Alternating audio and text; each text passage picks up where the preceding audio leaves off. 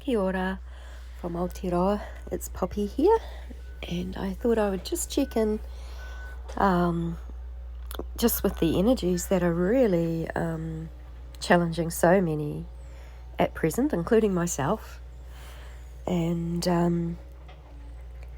I just think, well, it's wonderful to encourage one another where we can, and people can listen if they want to, and they don't have to if they don't want to.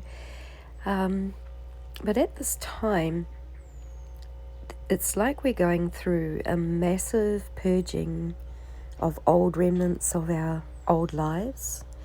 So it's coming up for many of us that just the sheer exhaustion, it's kind of like in some ways we're at an ending of a journey and beginning something new.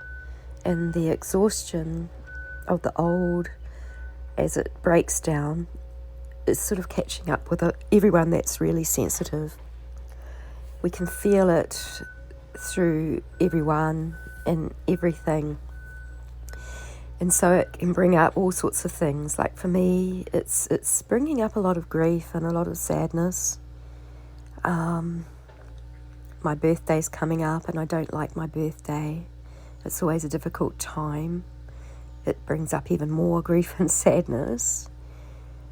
However, in some ways it's just an interpretation, it's just an illusion. But when these feelings do come up, it's best that we actually sit with them, that we honour them, that we don't distract ourselves from them. Because when we do express ourselves, and it's hard to express grief, to let the tears really flow sometimes when they need to, but they will come. And there'll be different things coming up for different people, and there can be also a lot of hostility that I'm choosing to keep away from and not invest my energy into. But just to be and to know that we are still held by the Creator and by Mother Earth during this time, and just because we feel a certain way doesn't mean that we're going off course or anything, but that rather that we can embrace the feelings that are arising, that we can breathe through them, and that we can just let them dissipate. That sometimes we need to express those feelings and they bring more freedom. It's an interesting time for sure.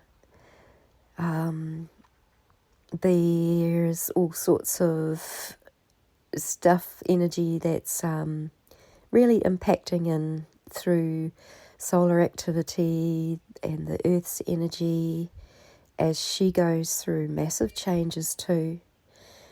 And for anyone who's actually very hypersensitive, we feel those changes. We feel that with her, and we hold that with and through our being as well.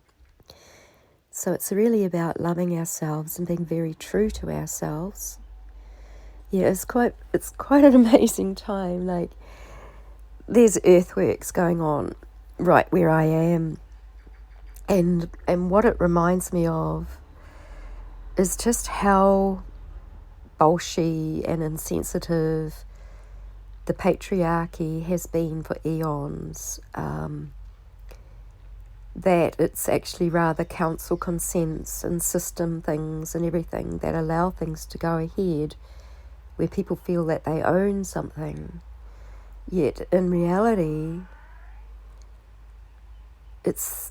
we live and share on a sentient planet, and I think we've got a lot of work to do to actually get to a place when we really know how we truly honour and connect with Earth herself, that we don't just go in with diggers and move the earth and do all of these things without consulting her, without her permission, without checking in to see how we would stay in balance and harmony with her, which is going to be the way of our future. We've just got so much to learn. The animals get upset by this earth movement and this sort of the loud noises and everything. I find it actually really fries my nerves and puts me into another place where it's actually helping the grief to come up to, I feel very slapped around and messed around by the patriarchy, and how I lost my life and was revived several times, and how difficult it is, and then how that patriarchy kept it all as a secret. I'm feeling the tears.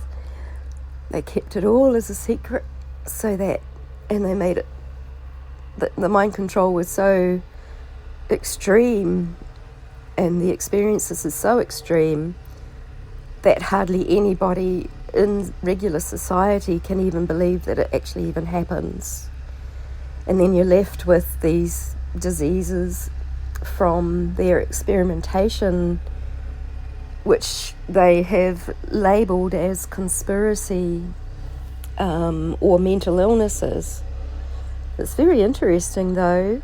I was talking with a beautiful friend about Morgellons, which has been a part of my life, and I got support from other people that did independent research on that out of the system as to how to heal myself, but mostly I had to be intuitive with it because it's actually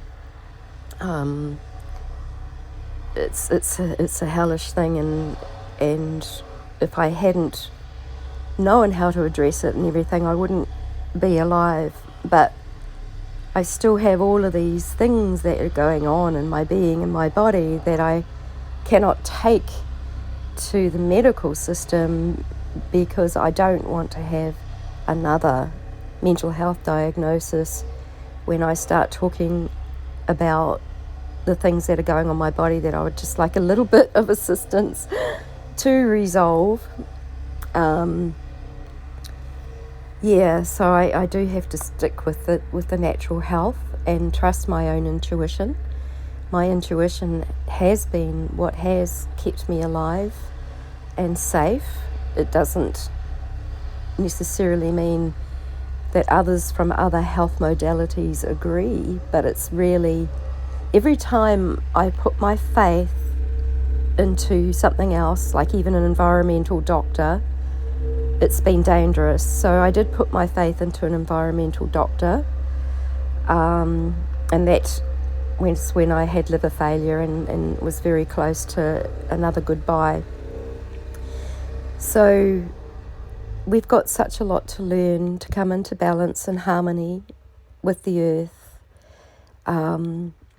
to be vital and healthy with her.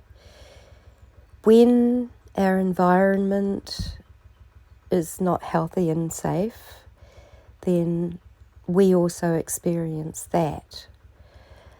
So I'm looking forward to the system breaking down even more, to moving ahead into these new ways that really do honour Mother Earth.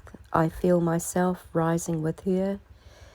I feel her changes. I feel the transition, as so many sensitive people do.